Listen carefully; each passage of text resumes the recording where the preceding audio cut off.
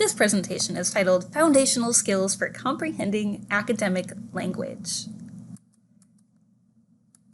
In this presentation, we will investigate 5 signposts on the path toward meaning making. 1. Command the connectives. 2. Attend to anaphora. 3. Notice the nouns. 4. See the subjects. And 5. Admire the appositives. Consider this passage, which resembles a passage that might be found in academic text. The northern U.S. and Canada are places where herons live and breed. Spending the winter here has its advantages. Great blue herons live and breed in most of the northern U.S. It's an advantage for herons to avoid the dangers of migration. Herons head south when the cold weather arrives. The earliest herons to arrive on the breeding grounds have an advantage. The winters are relatively mild in Cape Cod. Some key features stand out about the Blue Heron passage. The sentences are crisp, clear, and lucid on their own. They pertain to a single topic. But is the passage coherent? As skilled readers, writers, thinkers, can we make sense of what the writer's main message is? According to linguist Steven Pinker, it's the hunger for coherence that drives the entire process of understanding language. Pinker elaborates that no sentence is an island, nor is a paragraph, a section, or a chapter. All of them contain links to other chunks of text. A sentence may elaborate, qualify, or generalize the one that came before. A theme or topic may run through a long stretch of writing. People, places, and ideas may make repeat appearances, and the reader must keep track of them as they come and go. These connections, which drape themselves from the limbs of one tree to the limbs of another, violate the neatly nested branch within branch geometry of a tree. I'll call them arcs of coherence. Let's see if we can find the main idea that connects the set of 8 sentences that I will read from this slide. A newspaper is better than a magazine. A seashore is a better place than a street. At first, it is better to run than walk. You may have to try several times at first. It takes some skill, but it is easy to learn. Even young children can enjoy it.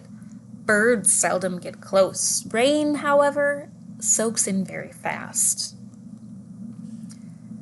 Would it have helped establish cohesion if the writer were to have telegraphed the point, flying a kite, at the outset? Here, the title, Making and Flying a Kite, precedes the set of 8 sentences. Now let's revisit the Blue Heron passage with attention to cohesive markers. The passage is rewritten. Great blue herons live and breed just about anywhere in the northern U.S. and most of Canada. When the cold weather arrives, the herons head south. A few come to Cape Cod, where the winters usually aren't too bad. These herons are either inexperienced young birds or lost adult males too stubborn to ask for directions south. Spending the winter here has its advantages, and I'm not talking about the free, off-season parking in Provincetown. Herons are able to avoid the dangers of migration, plus they can be one of the earliest to arrive on the breeding grounds. The topic is more clear, and each sentence is crafted to make grammatical subjects clearer to the reader. See how the subjects of the sentences align.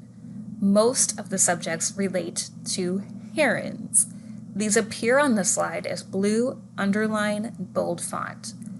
Great blue herons live, the herons head, a few come, these herons are able to avoid. One appears in green, italicized font. Spending the winter here.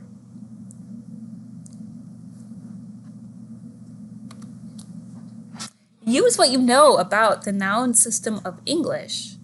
Names, indefinite and definite articles, and pronouns to help identify subjects of the sentence. Notice the nouns. An indefinite noun phrase, in blue, underline, bold font, great blue herons, is used at the onset. Then a definite noun phrase is used. It appears in green italicized font. The herons. A few are introduced to a subset. These appear in orange italicized fonts. A few in these herons. Not every writer is careful with the nouns that they use. The herons on this slide are talking to each other, saying stone writers refer to us as long-legged waders, azure avians, and sapphire sentinels of the sky. In the rewrite of the blue heron passage, noun reference to the blue herons are replaced with these phrases. Great blue herons live and breed just about anywhere in the northern US and most of Canada. When the cold weather arrives, the long-legged waders head south. Notice that long-legged waders refers back to and stands in place of great blue herons. Azure avians come to Cape Cod where the winters usually aren't too bad. Azure avians is used in place of great blue herons. Sapphire sentinels of the skies are either inexperienced young birds or lost adult males too stubborn to ask for directions south. Sapphire sentinels of the skies refers back to and stands in place of great blue herons. Anaphora occurs when one word or group of words replaces another within a sentence or across sentences. For example, in the sentence, Nick spits when he talks, the pronoun he refers back to Nick. One common form of anaphora requires pronoun resolution. Pronouns take a subject, object, and possessive form. For example, they, them, their, and theirs. This slide includes a throwback link to the Story Lords episode where the class learns about anaphoric resolution. You can check it out on YouTube. Beyond using pronouns as anaphora, listen to the passage from Eliza's Cherry Tree, Japan's Gift to America by Andrea Zimmerman. Identify any forms of anaphora that you hear. Thousands of the trees were planted in parks and along the riverbanks. When they bloomed, the trees became clouds of pink blossoms. As the petals drifted down, it was like pink snowfall. The Japanese people loved the cherry trees as their national symbol. Crowds gathered for picnics under the trees. People wrote poems and painted pictures to honor those sakura. Connectives are used in academic writing. To comprehend academic text, we can teach readers to recognize words or phrases that explicitly link one clause to another. For example, and, but, however, thus.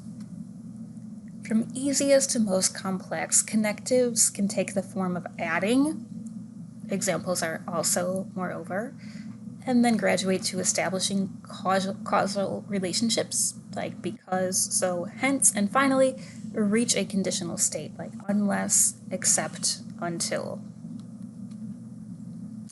Appositives are another convention of academic writing. An appositive is a noun, noun phrase, or noun clause that is set off by commas and immediately follows or provides more information about it. Like noun and pronoun replacements, appositives can be confusing to inexperienced readers who are trying to track the kernel of a sentiment. Frequently, students struggle with vocabulary because they miss the contextual clues in the passage to support their understanding. Once taught, identifying appositives in sentences can appear simple when students begin to look for the commas. However, commas are not required when the appositive gives meaning to a sentence. Consider these two sentences. One, my sister, comma, Ginny, comma, likes red apples. Example 2, my sister Ginny likes red apples.